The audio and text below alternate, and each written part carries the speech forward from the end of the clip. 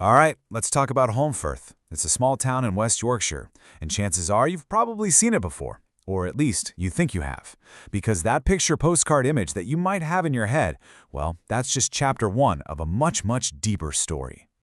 See, for more than 30 years, Holmfirth was beamed into living rooms all over the globe. Its cobbled streets and stone cottages, well, they became the perfect picture of a gentle, timeless Yorkshire village. You know the one, all flat caps, wrinkled stockings, and wild adventures in rolling bathtubs. And what's so cool is that these weren't just TV sets, they're real places. Sid's Cafe, that's actually the wrinkled stocking tea room. And those famous intimidating stone steps belonging to the one and only Nora Batty, that's a real house. Fans from everywhere flock to this town, turning it into a living, breathing piece of television history. But here's the real question, isn't it? What lies beneath that comfy, familiar surface? In this explainer, we're going to peel back the layers of Holmfirth. And what we're about to find is a pretty incredible tale of industry, tragedy, and some absolutely astonishing innovation. So let's get into it. Let's dig into the town's real foundation. Because long before any TV cameras showed up, Holmfirth was an absolute powerhouse of the Industrial Revolution. This is a place that was built not on gentle comedy, but on pure grit, massive mills, and a whole lot of stone. The Holme Valley was really a landscape of two different worlds. Down by the river, you had the wealthy mill owners building their empires, using the water to power a huge textile trade.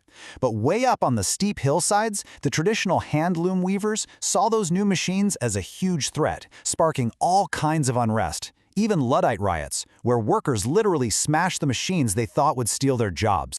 The town's crazy geography actually shaped the way people lived. I mean, land was so tight in that narrow valley that builders had to get really creative. They came up with these incredible under and over houses. So get this, one house has its front door on one street, but the house built directly underneath it has its front door on a totally different street, one level down the hill. It's an absolute masterclass in making it work. Now, that same water that brought Holmfirth all its wealth also brought its greatest tragedy. We have to turn to the single most defining, most devastating event in the town's history. A night that would change everything. It's a scenario that's almost impossible to imagine. High above the town was the Bilberry Reservoir. It was supposed to be this great piece of engineering, but in reality, it was poorly built and totally neglected. And after days of torrential rain, on February 15th, 1852, the unthinkable happened. 81. That is the human cost. 81 people died that night. Entire families just wiped out as a wall of water, mud, and rock tore through the valley while they were sleeping. The destruction was just total. It erased the very heart of Holmfirth's economy.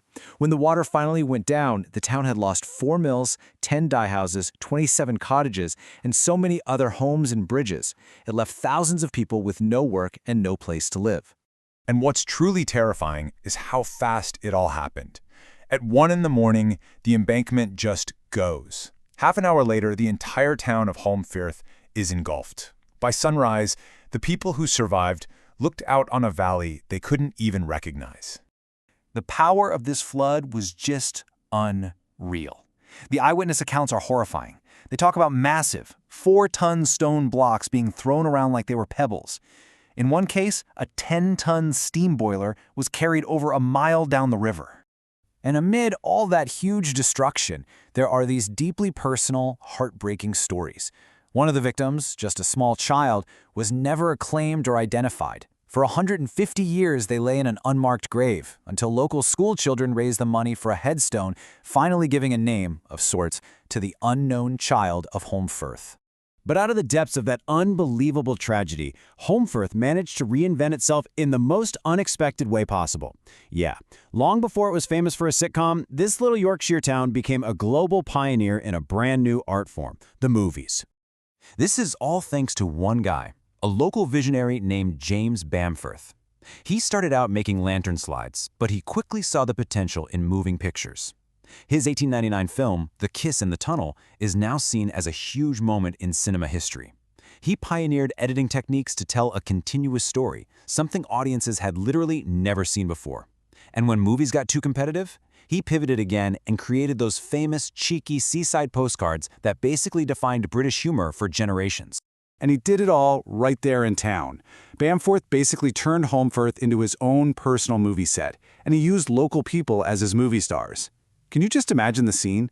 The streets are packed with everyone watching their neighbors get absolutely soaked by fire hoses or covered in custard pies, all for the magic of early cinema.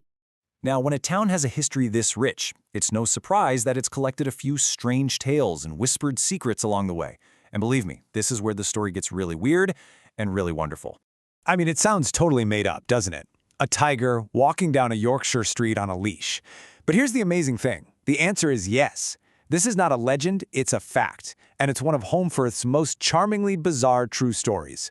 Holmfirth is just brimming with these strange tales. Back in the 1940s, a family of circus performers kept a pet Sumatran tiger named Fenella in their garden. She was a total local celebrity. Then you've got the ghost of a gray lady who supposedly haunts the old picture drum cinema. A full-on vampire panic back in the 60s. And maybe weirdest of all, a mysterious stone coffin that's just stuck vertically into the outside wall of the church. So when you put it all together, what is Holmfirth? Is it that gentle town from TV? The gritty industrial hub? The site of a terrible tragedy? Or the home of movie pioneers and pet tigers? Well, the truth is, it's all of them. It's a town that was forged in the fire of the Industrial Revolution. You can still see and feel the hard work, the ambition, and the conflict of the textile mills that once powered this whole valley.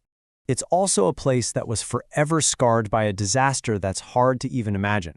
But more than that, it's a monument to the incredible resilience of a community that just refused to be washed away and chose to rebuild stone by stone.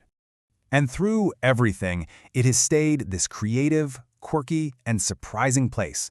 A town that put itself on the world map with pictures and television, all while collecting some truly fantastic local legends along the way. It really makes you wonder, doesn't it?